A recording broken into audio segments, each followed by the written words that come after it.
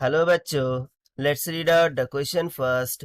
For the wave shown in figure, the equation for the wave traveling along positive x-axis with velocity 350 meter per second when its position at t equals to 0 is as shown. So actually यहाँ पर हमें simply दी एक wave diagram given है, ठीक है। उसका amplitude है 0.05 और ये कुछ 20 के इक्वल गिवन है इन एक्स डायरेक्शन जो कि सेंटीमीटर में है और वाई मीटर में है जो कि वर्टिकल डायरेक्शन में है। सो हमें सिंपली इस वेव की इक्वेशन को फाइंड आउट करना है। तो चलिए हम स्टार्ट करते हैं सॉल्यूशन से, but before of that let's talk about the key concept which we are going to use here for this question.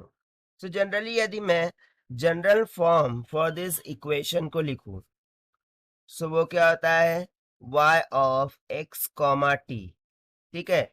General form of equation y(x, t) is equals to a sine of in bracket kx minus of omega T, कुछ ये हो जाता है। तो यहाँ पर simply हमें क्या क्या फाइंड करना होगा, a, k, ओमेगा, इन तीनों की वैल्यूज को क्या करना होगा, फाइंड आउट करना होगा। तो चलिए हम स्टार्ट करते हैं। तो सबसे पहले तो देखिए ये जो आपको 0.05 दिख रहा है ये एम्पलीट्यूड को रिप्रेजेंट कर रहा है। दिस मीन्स कि मैं ए की वैल्यू कितनी हो जाएंगी, 0.05 के इक्वल हो जाएंगी, ठीक है। और ये कुछ मीटर्स में तो ये हो जाएगा 0.05 मीटर। ना हम जानते हैं from this point two this point, यानी कि जो कंप्लीट एक साइकिल होती है वो किसको रिप्रेजेंट करती है, लैम्डा को। इसमें कितनी साइकिल्स है, 1 एंड दिस इज 2, सो ये हो गया लैम्डा प्लस लैम्डा और ये बची आधी साइकिल। सो हाफ साइकिल के लिए क्या हो जाएगा, लैम्डा बाय 2, यानी कि मैं यहाँ से सीख सकता हूँ lambda plus lambda that is 2 lambda plus lambda by 2। इसकी वैल्यू हमें किसके इक्वल गिवन है, 20 के इक्वल। बट 20 का हमें सेंटीमीटर में हमें मीटर में कन्वर्ट करना होगा, इसके लिए मैं इसको 10⁻² से मल्टीप्लाई कर देता हूँ, सो ये मीटर में हो जाएगा।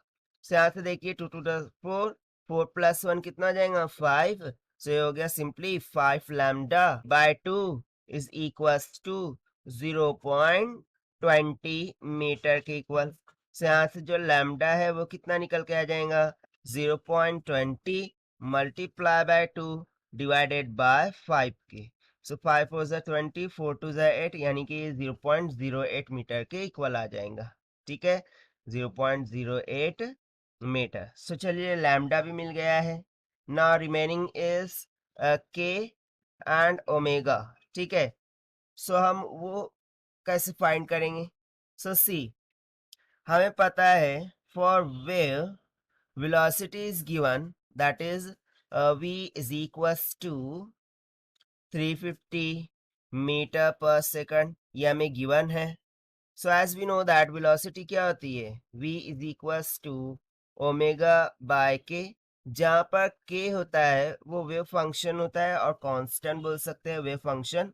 सो उसकी वैल्यू कितनी होती है, 2 पाई बाय लैम्डा के इक्वल।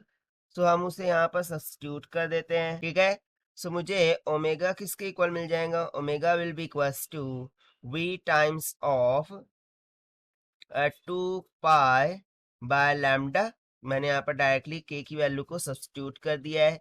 सो अब चलिए वैल्यूज को सब्स्टिट्यूट कर देते हैं, that is 350 multiply by 2 pi divided by lambda कितना आया था, 0.08।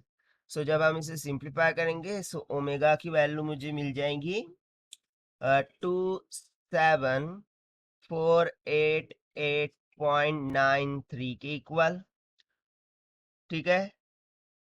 जिसको मैं approximate according to given option कितना मान सकता हूँ, 27475 के इक्वल, ठीक है। ये अप्रोक्सीमेशन मैंने कर लिया है।